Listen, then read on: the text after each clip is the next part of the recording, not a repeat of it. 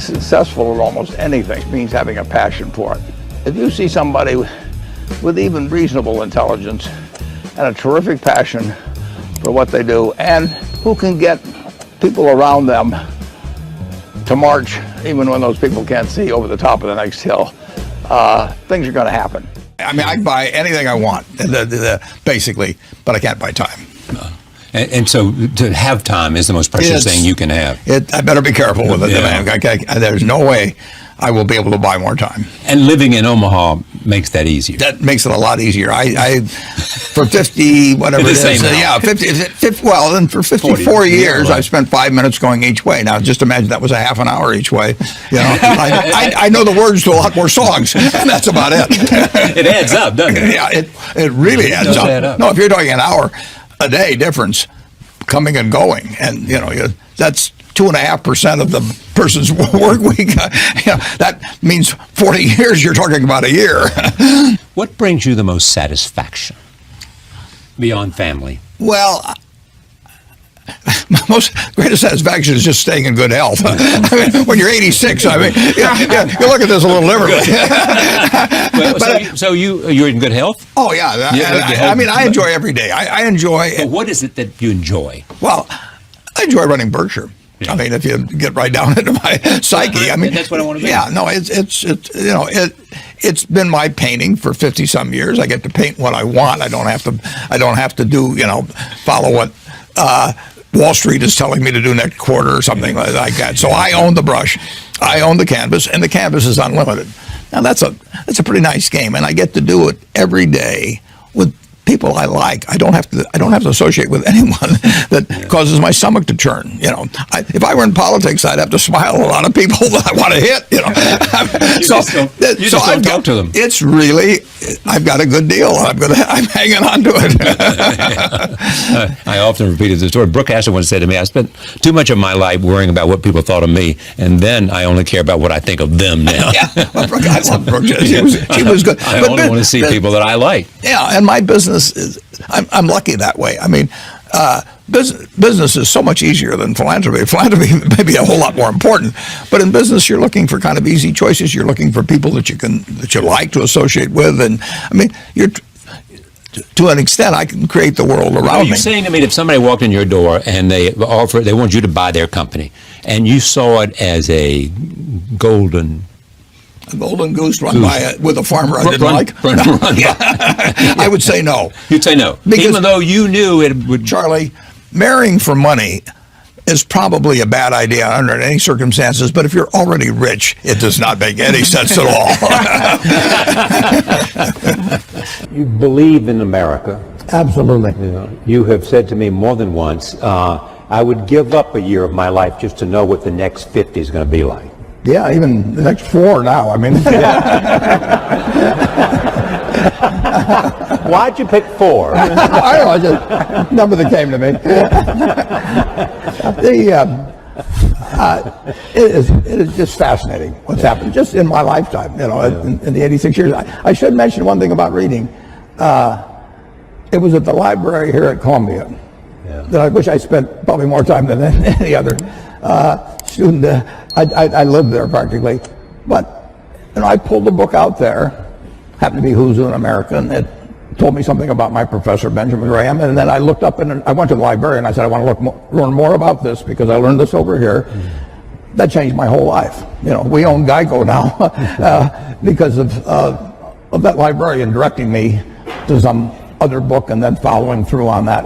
It's the chance. I read about 1/5 the pace that Bill does, but I still spend 5 or 6 hours a day reading. I mean, you can learn so much. I particularly love biography. Just to be able to live the lives of these people that have been so extraordinary, the lessons and the discouragements they face, just everything about it. So you can't get enough of reading it. And I read the book when I was 19 called The Intelligent Investor, and I'd been interested in investments since I was maybe 7 or 8, but I'd read every book in the Omaha Public Library by the time I was 11. So why do you think you were interested in investing when you were 7 or 8? Because I was too dumb to get interested at 4.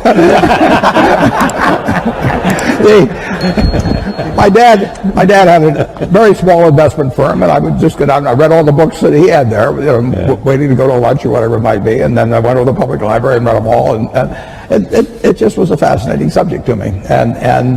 But I didn't have any. I knew what everybody thought and all of that at an early age, but what Graham wrote made sense. To investing per se, is there something about your core competence that made investing the perfect place for you to be? Yeah, it certainly wasn't be a pro football player. I looked. It was a question of zeroing out all the other incompetencies, and I was left with one thing, Just the allocation of capital. I was actually wired in a way that was. This would be something I would be good at. So wired in what way? I can't tell you precisely, but I've got the right temperament for it, which is much more important than IQ. If you've got more than 120 points of IQ, sell the rest to somebody else. You don't need it in investments, but you do need the right temperament. You do. You do have to be able to think for yourself. And getting back to, the earlier question, the first question I ask myself when I look at a business is it important and easy what I can determine about this business? Yeah. And a lot of them don't make it. Now, Bill is looking for hard questions that plague society, and where intellect and money may make a difference. They may not for a while, but he's taking on the tough things. My job is to find easy things. I'm looking for 1 foot bars to step over, rather than 8 foot bars to jump over, But that's not irrational if you're looking at the investment universe. But reading is key. On the biography, on the book thing, you can learn so much. My partner Charlie Munger just loves Ben Franklin. You can learn from other people and their mistakes, and I find biography is my favorite. Warren, you have often said you still tap dance to work. Absolutely. Because you can paint with your own colors. Yeah, I'm as excited about tomorrow in terms of what's going to happen as I was when I started. I was having a lot of fun when I started, but I'm having just as much fun now. And when I was here at Columbia, I had this terrible fear. It was impossible for me to speak in public. I wasn't able to do it. I actually read an ad in the New York Times. I went down to Midtown, signed up for a course, gave the guy a check, and then stopped payment on the check. I just petrified. But finally, and actually, after you get through hearing me today, maybe you'll wish I'd stayed afraid of public speaking, but that's another question. When I got out to Omaha, I finally decided I just had to do it, so I gave a guy $100 in cash, and once I parted with $100 in cash, I'd jump off the Grand Canyon to get my money's worth. So, but it changed my life. But I would say this: don't fear failure. Almost everything that's turned out, I got turned down by Harvard. The best thing ever happened. Among others, some good things that happened that didn't seem good at the time. Don't worry about it. And don't let it eat at you or look back. Just keep going, because you're going to have some things, and forget them. Go forward. All right, I want to go to the back of the room, right back there, wherever number 3 is. Hi, my name is Matthew Mann. I'm a first year at Columbia Business School. Both of you had a moment where you went out on your own. And I guess my question would be, if you were to do it all over again, you're in our shoes, what industry would that be in? Where would you start your own business today? I'd do the same thing. Yeah. The one thing, I'd be a failure at anything else probably. I'm not gonna, no, I had fun when I was in my 20s, my 30s. Now I'm 86 and I'm having fun. And so I advise students, as much as possible, look for the job that you would take if you didn't need a job. Don't sleepwalk through life, and don't say it's all going to be great. I'll do this and I'll do that, and I'm just marking time to get to be older. That, as I've told people, that's like saving up sex for your old age. It just is not. It is not a good idea. Yeah.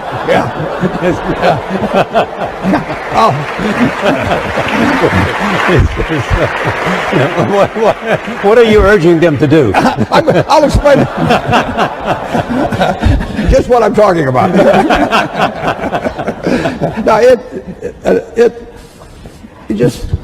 you really want to be doing what you love doing, and you can't necessarily find it on your first job. Right. But don't give up before you find it.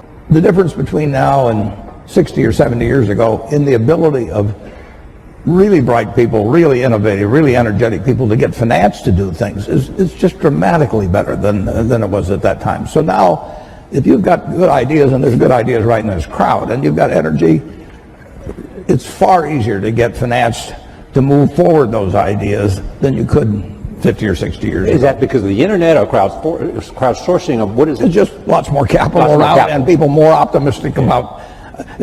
People are very optimistic about business. But better ways to connect the two, Yeah, the absolutely. capital and those Absolutely, and the ideas. it's dramatic. Thanks for watching. Don't forget to like and subscribe for more great videos.